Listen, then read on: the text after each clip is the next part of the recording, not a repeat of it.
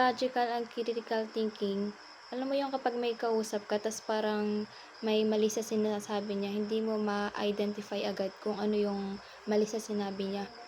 Like for example, dun sa social media, tapos parang may kulang or hindi tugma dun sa information na alam mo. Parang dito napapasok yung logic and critical thinking, dalawang bagay na tumutulong sa atin para hindi basta-basta tayo maniniwala or magpapadala sa emosyon. Introduction to logic and critical thinking. Logic is the study of reasoning and argumentation. Critical thinking involves analyzing and evaluating information to make rational decisions. Both skills are essential for problem solving and decision making. So, ano nga ba ang logic at critical thinking? So, sa madaling salita, ang logic ay tungkol sa tamang paraan ng pag-iisip kung paano natin malalaman kung may basihan ang isang argument or haka-haka lang.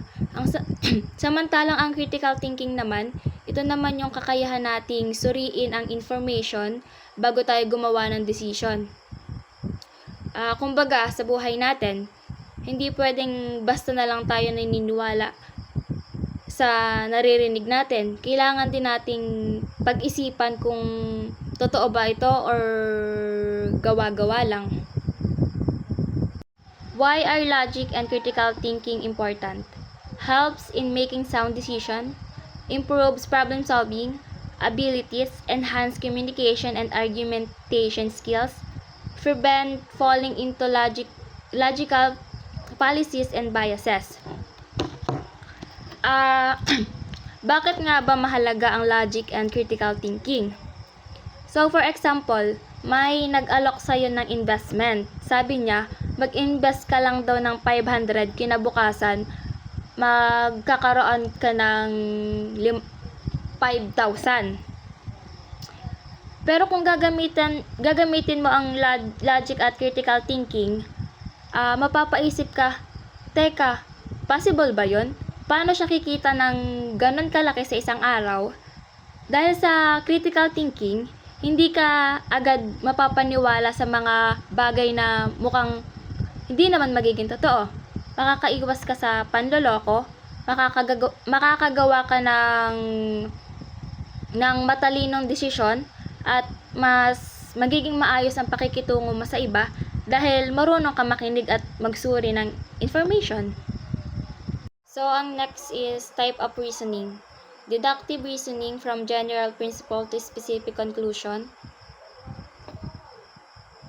So, ang deductive reasoning is general to specific. For example, lahat ng tao is namamatay. Ako ay tao, ibig sabihin, mamamatay din ako. Yan. Then, ang sunod is inductive reasoning. From specific observations to general conclusions. So, sa inductive reasoning naman is specific to general. For example, napansin mong tuwing umuulan is nababasa ang kalsada. Tuwing may bagyo, bumabaha. Ibig sabihin, kapag umulan, may posibilidad na bumaha. The last one is abductive reasoning. Abductive reasoning, best possible explanation based on available evidence. So, dito naman is, parang huhulaan mo ang best explanation gamit ang clues. For example, pumasok ka sa bahay at nakita mong basa ang sahig. Nakita mo rin na may payong sa tabi. Ang pinaka-posibleng paliwanag dito, may pumasok na galing sa ulanan at hindi natuyo ng maayos ang payong.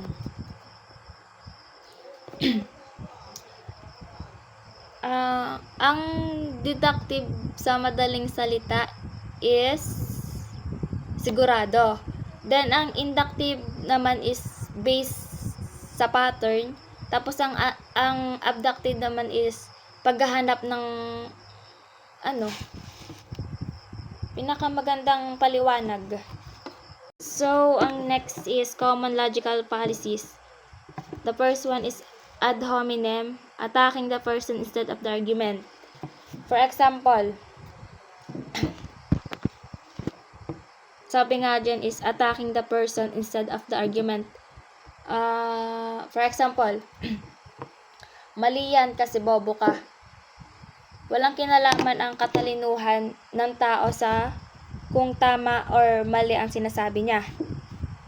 Sa straw man naman is misrepresenting someone argument to refute it easily. For example, may isang girl tsaka boy. Ang sabi ni girl, dapat mas mura ang tuition. So, ang sabi naman ni boy, so gusto mo libre lahat? Aba, paano pakikita ang eskwelahan? Kumbaga, hindi naman sinabi ni girl na gusto niya ng libre. Gusto lang niya ng mas abot kaya. Kumbaga, na-misinterpret niya yung sinabi ni girl. Is false dilemma. Representing only two choices when more exist. So, dito naman sa false dilemma is kapag may dalawang pagpipilian kahit may ibang solusyon pa. For example, kung hindi mo ako susuportahan, ibig sabihin, kalaban kita. Bakit hindi pwedeng neutral or may ibang pananaw ka lang?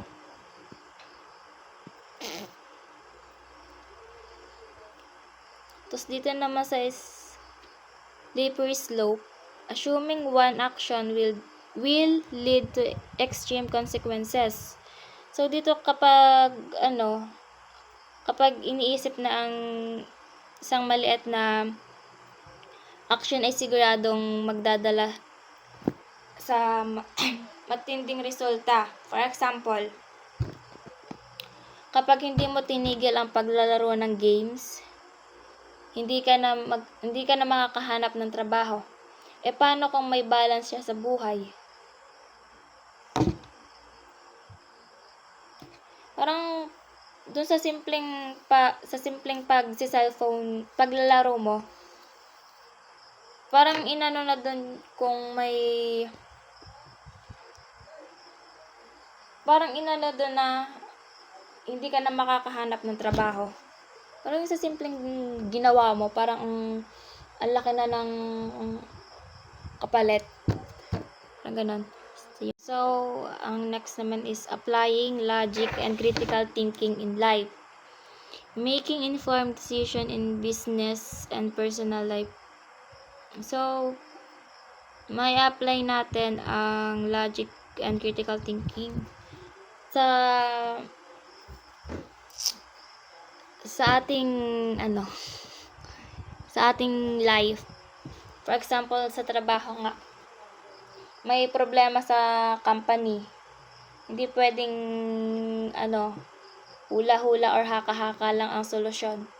Kailangan din natin ng logic and critical thinking. Kung paano natin masosolve yung problem na yon. Evaluating news and media critically. So, balita at sa social media, dapat nating suriin kung totoo ang isang kwento bago natin ito ipagkalat. Engaging in rational discussion and debates.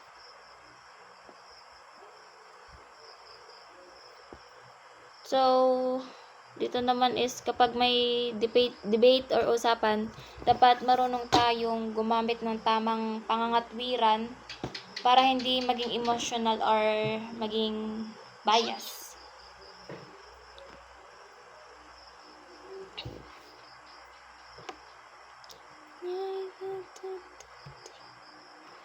Tapos doon naman sa